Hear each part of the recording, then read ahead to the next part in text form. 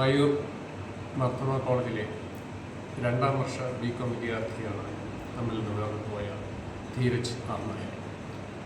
കോളേജിലെ സൗമ്യനായ ഒരു വിദ്യാർത്ഥി, മറ്റുള്ളവരെ സഹായിക്കാൻ വളരെ മനസ്സുണ്ടായിരുന്ന ഒരു വിദ്യാർത്ഥി, സഹപാഠികളുടെ അധ്യാപകരുടെ പ്രിയങ്കരനായിരുന്നു.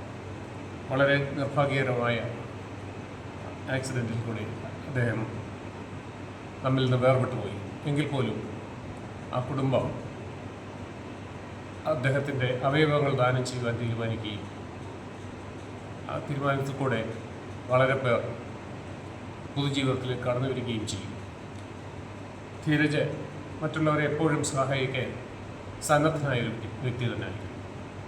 ആ ഓർമ്മകൾക്ക് മുമ്പിൽ ശിരസ് നമിക്കുന്നു.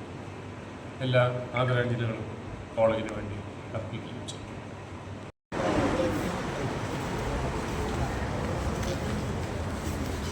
ധീരജിനെ ഒരു നോക്ക് കാണുവാനും അവന് ആദരാഞ്ജലികൾ അർപ്പിക്കുവാനും അധ്യാപകരും സഹപാഠികളും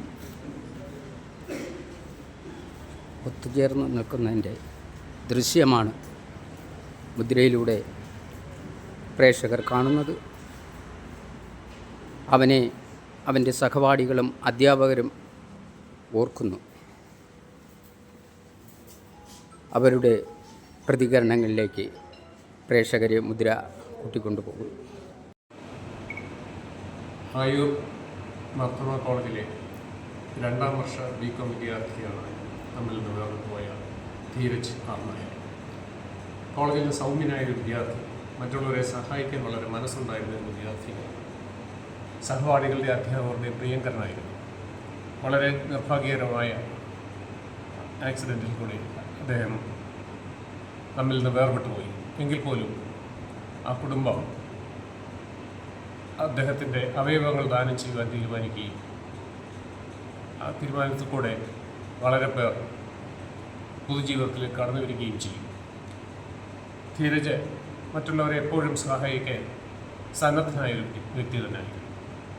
ആ ഓർമ്മകൾക്ക് മുമ്പിൽ ശിരസ് നമിക്കുന്നു.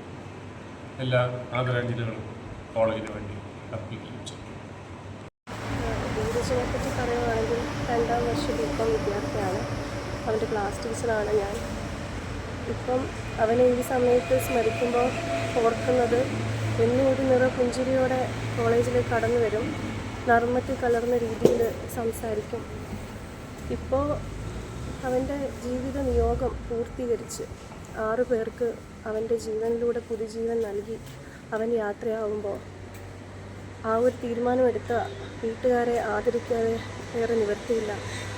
ഈ ഇത്രയും നൊമ്പരമുള്ള നിമിഷത്തിൽ പോലും അങ്ങനെ ഒരു തീരുമാനം എടുത്തതിൽ അഭിനന്ദിക്കേണ്ടത് തന്നെയാണ്.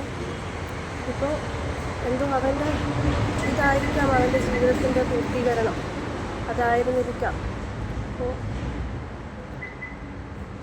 അവന് ഈ സമയം ഓർക്കുന്നു, സ്മരിക്കുന്നു, അവന് പ്രണാമം അർപ്പിക്കുന്നു.